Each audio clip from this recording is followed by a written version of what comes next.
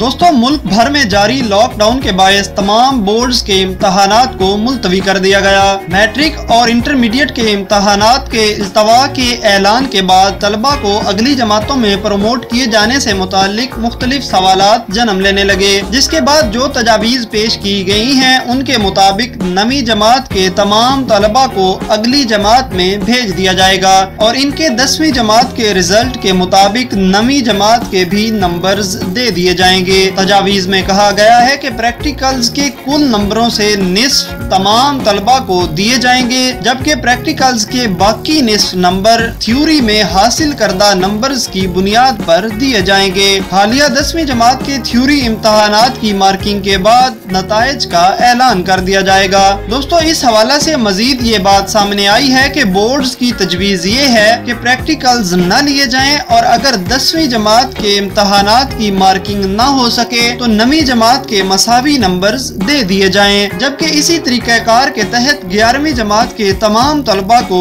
12वीं जमात यानी second year में प्रमोट कर दिया जाएगा और 11वीं जमात के मसावी नंबर्स दे दिए जाएंगे। लेकिन अगर कोई तालिब इल्म अपने नंबर्स बढ़ाना चाहे तो इसे दोबारा इम्तहान का मौका दिया जाएगा। दोस्तों यहाँ ये बात अहम है कि फिल वक्त ये सिर्फ तजावीज़ हैं और हतमी ऐलान होना बाकी है। ताहम कभी इम्कान यही है कि इन्हीं तजावीज़ के मुताबिक मंजूरी के बाद फैसला का ऐलान कर दिया जाएगा।